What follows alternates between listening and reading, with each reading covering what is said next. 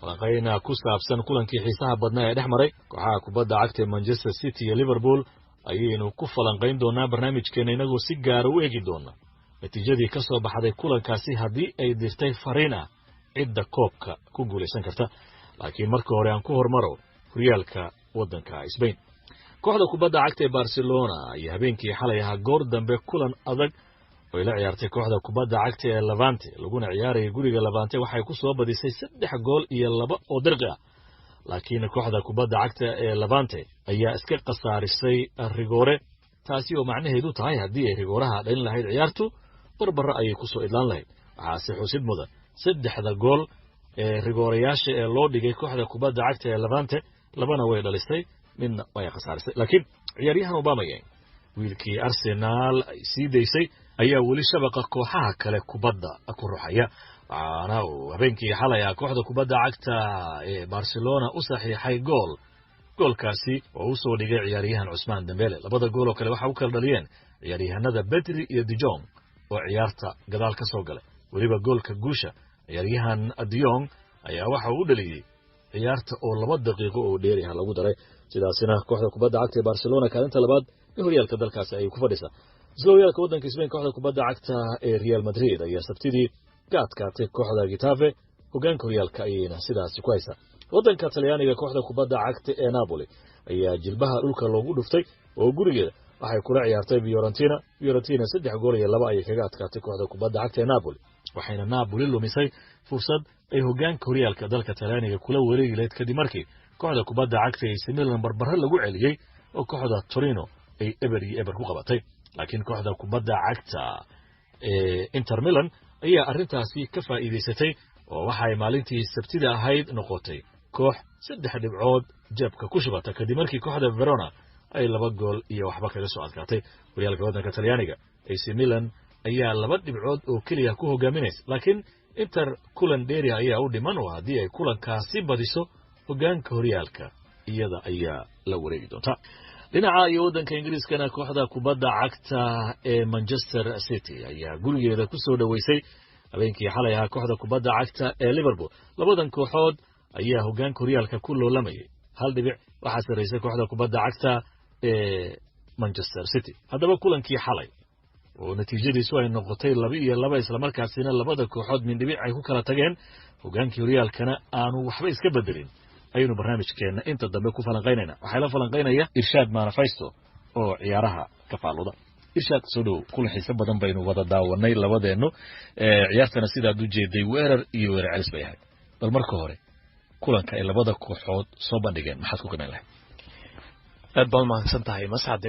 kulan xiiso badan ayaa labadan kooxood dhex maray oo la sugayay isla markaana la filayay in badan kulankan waxa uu ahaa kulamada ugu xiisaha badan ee haatan El Clasico-da dhinaca Ingiriiska waana kulan muhiim u ahaa labada kooxoodba si ay horyaalka u xaqiijistaan ama ay rajo fiican ka gaaraan inkastoo weli kulamo badan ay dhiman yihiin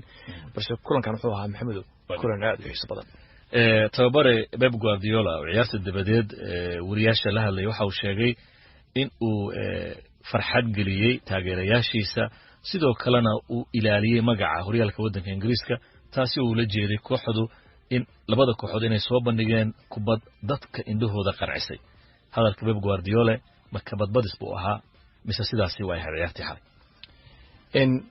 dabcan ciyaartu horta way xiiso badnayd balse had iyo jeer wuxuu Guardiola caan ku yahay in uu haddii xitaa laga badiyo uu ku jawaabo hadallo yani saayo kuwa lamida balse ciyaartan Manchester City waxay ahayd ciyaar aad xiiso badan balse ciyaartii laga filayay inay natiijada ay wax kaga bedesho ma soo bandhigin balse marka dib loogu laabto hadalkaas kulli ciyaartii ugu xiisaha badnayd oo daawanay labadan kooxood horyaalka hogaankiisa ay ku loolamayaan iyo waliba hanashadiisa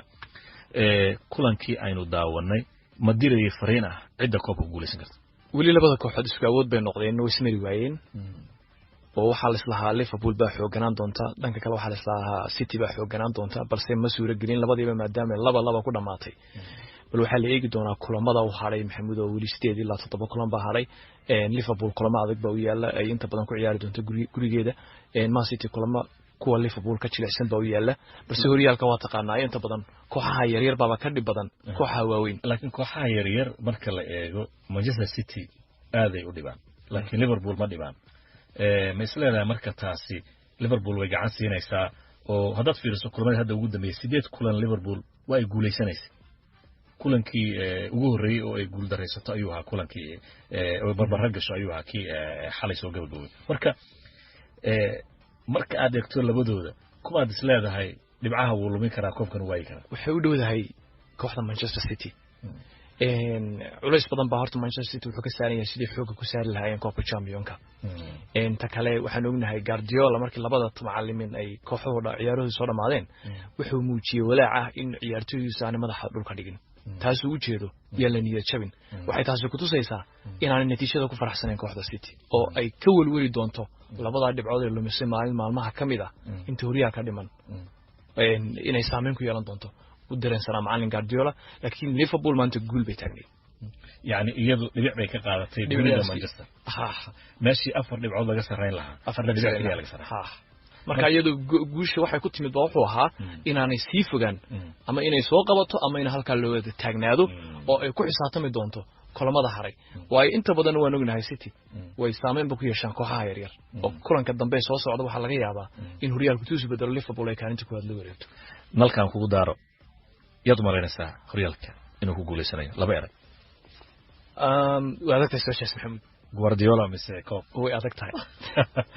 aad wada maasantahay Irshaad waxa uu diiday inaan hadal ka qoro dhageystayaal inta ayaan ku soo gabagabeynayaa barnaamijkeena faaqidaada ciyaaraha toddobaadkan oo marti igu ahaa Irshaad Maana Faysto